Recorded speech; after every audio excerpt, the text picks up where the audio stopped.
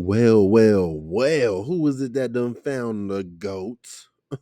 Y'all already know I'm back to give y'all the greatest sports takes. Hope y'all strapped the fuck in for this ride, cause y'all done found the biggest. Y'all know everyone love me. Coach True, you the realest, you my role model. Yeah, I know. Coach True, you the greatest of all time. Who don't know that? It's Coach Cooper. Oh, yes, sir. Y'all already know who it is, man. It's your favorite Barracks Bunny's favorite sports journalist. Thank you for serving the country, shouty. True View Sports News very own, man. Now, I already know what's going on. You saw that title. You saw that thumbnail. You got intrigued, so I'm going to give it to you.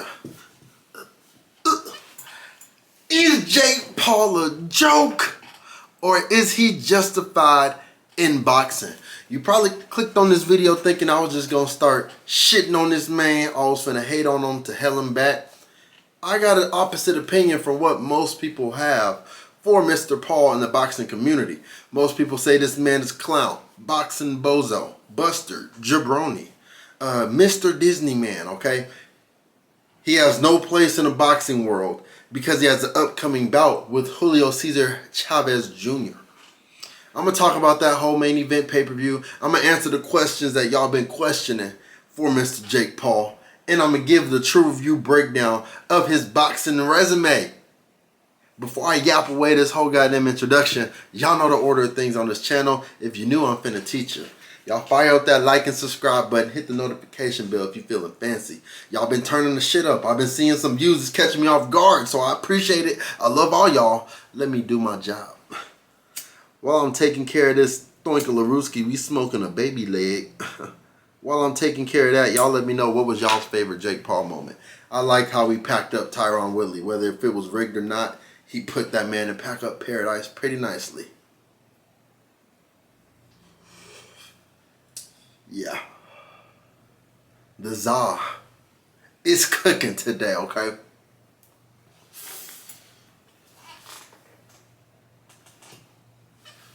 Back to business, man. We got the greatest slideshows on God's green earth. We got the true review of Drake Paul. This is what y'all been worrying about, okay? The money man, the problem child, Mr. Pay-Per-View. Let me chill on the glazing. Y'all see that score already. I gave him a 3.5 out of 10. Usually on this channel, I rate shit to where like it at least got to be a 5. Now, this is a different circumstance because looking from where he started from. We got Mr. Tricycle Man, Mr. Disney, Mr. You know what I'm saying, YouTube boy, cameraman. He started from looking like a scrub with Ryan Garcia late. You could say he picked up the gloves late because he already had a career going for himself. And look at where he's at now. This was just supposed to be him and Gibson, him and Gibby. Maybe he gets slept by KSI on some, you know, cartoon type of shit ass boxing. This man has shown he has a knack for the sport. And I think anybody that's been a part of a boxing gym, anybody that's been watching the sport long enough, some of y'all, I got socks older than, I've had a pair of socks longer than y'all been watching the sport of boxing. Don't know shit about boxing. A bunch of jabronis, a bunch of busters. You don't know shit about boxing if I was to slap you in the face with a pair of Cleto Reyes. Jake Paul, whether you like it or not, whether you believe it or not, whether you want to accept it or not, in his boxing stint, for him to go from Mr. Camera Guy, actor boy, to now I'm putting people in concussed states is impressive. Most people walk into a boxing gym, they're there one day, they're gone the next day. As soon as they get punched in their shit, they're like, I'm good, I've had my moment. I'm going to just shadow box and let people know I'm a boxer, I'm Mr. Golden Gloves. That's how it usually is. This man, for him to go through what he did, train with the people he's training with, consistently work out, he's put the blood, sweat, and tears in, you got to give credit where credit is due. You don't just hop in a boxing ring and knock out motherfuckers, whether they're UFC guys or old guys or not. You don't just put on a pair of gloves and give work to people. It's a sport.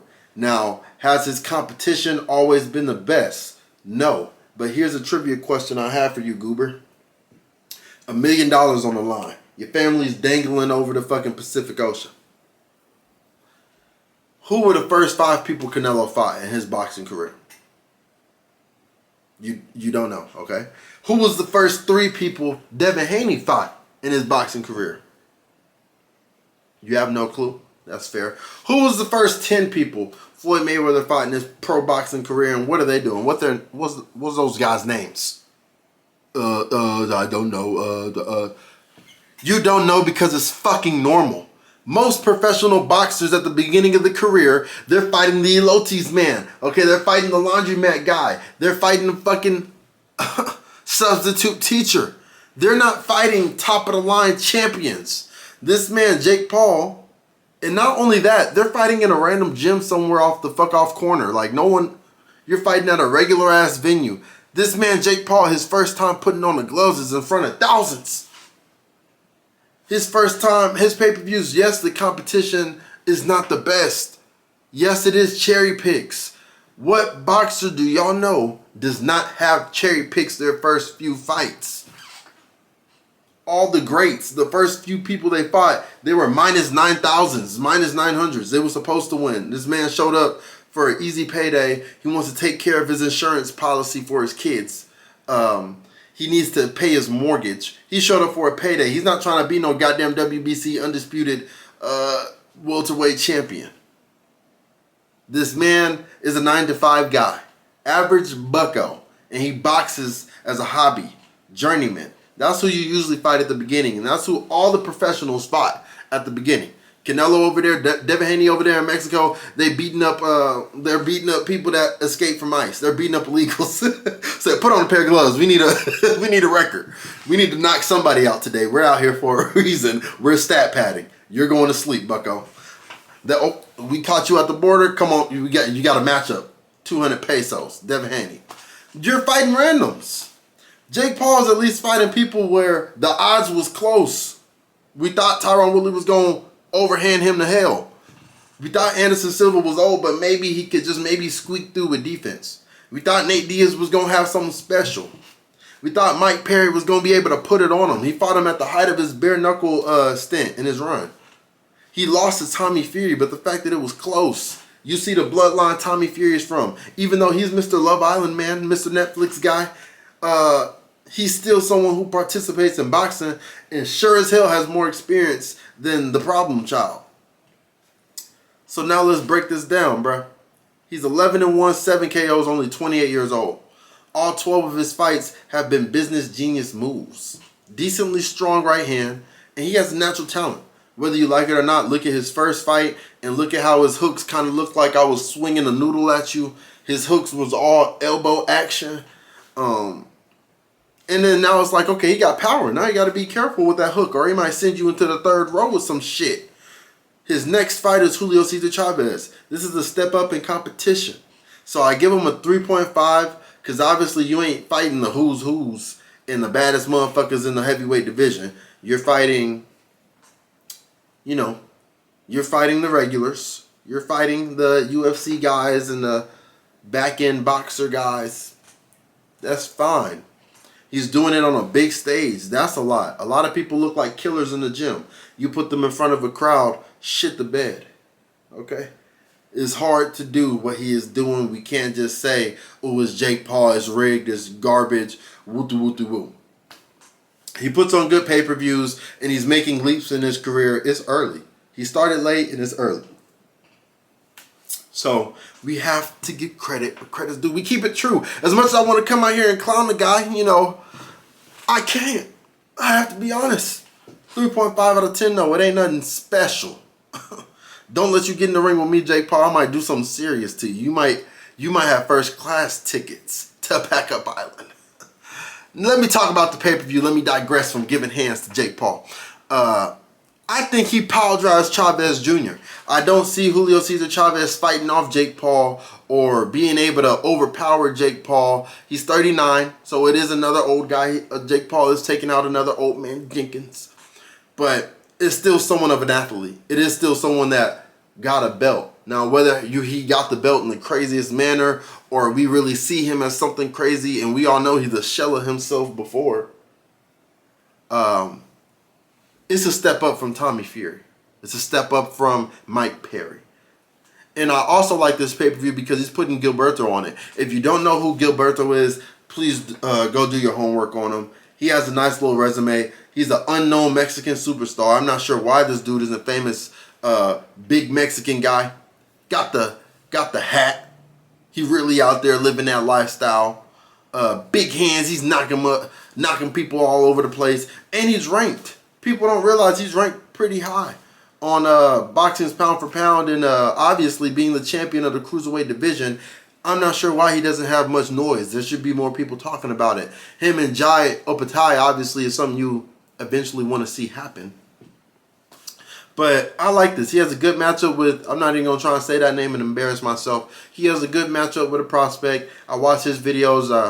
Got to kind of do more homework on him. It wasn't nothing that jumped off the screen for me, but I think this is the fight where Gilberto starts to get the flowers he deserves. And lastly, just a 3-fight card. Holly Holmes comes back. If you didn't know, she used to have a little background in boxing. She has good stand-up, obviously. You know her from kicking Ronda Rousey's chin from New York to California. She's going up against Yolanda. In women's boxing and combat sports in general, it's kind of hard to bet. Anything can happen. Anyone can slip on a banana peel and get slept in a women's fight. I'm going to take Holly Holmes just for the excitement. I'm going to take Holly Holmes. I don't know too much about Yolanda. I've seen that, she got a little bit of quick hands on her. Needs to move ahead a little bit more. I don't know. I can't really do a review right now because there wasn't much on the resume for me to really cook up, but overall card, 5 out of 10. Nothing crazy. Even if my takes is wrong on this, who gives a fuck? Let's be honest. This is just, let's see what Jake Paul does against Chavez, and let's see Gilberto get the flowers he wants. Holly Holmes, welcome back to the ring type shit. That's really all it is, to be for real. Now let's address this rumor. Is Tank versus Paul pitiful? Now, if you didn't know about this fight, because obviously it fell through with the rematch happening with Lamont Roach, and I'll have a video for that. Don't worry, True Review crew, I'm going to get to you. As of right now, this was a possibility. Tank versus Paul at 195 pounds. We all know Tank probably wouldn't make it past 170. It's the most likely end of 2025, so Tank would have fought 3 times in a year, but still, it's him getting in the ring. We get some more shit to review. It could be a crazy big card in America if you put prospects on there. It is just an exhibition, so it's nothing professional. It's just kind of like a one-off match. 10 rounds, 3 minutes. I don't think Tank needs a long layoff, crazy camp. Is this good or bad for boxing? Well, one thing we all know, even the people that say it's bad, you'd be watching it, for one.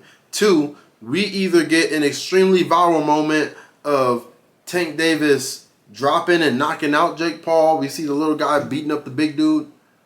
Or everyone shits the bed and we see a crazy blockbuster moment of, did this man Jake Paul just beat up Tank? And then there's a whole bunch of controversy because it's like, oh, you beat up a smaller woo. It's viral. What's crazy is the last Jake Paul event I work with, I'm not trying to get canceled, but I work with the polar opposite, I should say, at my job. But everyone's cool. I'm cool with everyone, right? The last thing I thought we were going to bring up in a team meeting was my manager came in there. Hey, are y'all going to be watching that Mike Tyson and Jake Paul fight tonight, guys? I'm like, what? What, Miss Cheryl? How you know about boxing? Everybody and their mama was talking about this boxing card because Mike Tyson was on it. So instantly, if it's Jake Paul and Tank Davis face-off press conference, that's going to get hella views. The outcome, whatever the outcome is, obviously I have Tank sending this nigga to the Netherlands. I don't see Jake Paul landing anything flush enough to hurt Tank and keep Tank away. You could argue, well, Tank can't land anything on Jake Paul to hurt him. He's too little. No. Comparing the styles make matchups. I'm pretty sure Tank would be able to find a shot on Jake Paul's liver in 10 rounds. I'd be highly shocked. And again, if I'm wrong, I'd be highly shocked and still happy. Like, what the fuck? We see Jake Paul suplex Tank Davis? Who wouldn't want to see that, right? I think it's good for boxing. Hold on. The ladies love me. What happened? I know. Nothing. What can I say? The hoes love Coach Coop. Let's quit playing. Back to business. I think Jake Paul versus Tank is good. I'm all here for it. If you're not here for it, okay, cool. Don't watch the shit. Nigga, you probably ain't even paying your own fucking TV bill. You know what I'm saying? What's it to you? You don't pay for pay-per-views anyway. Why the fuck are you complaining?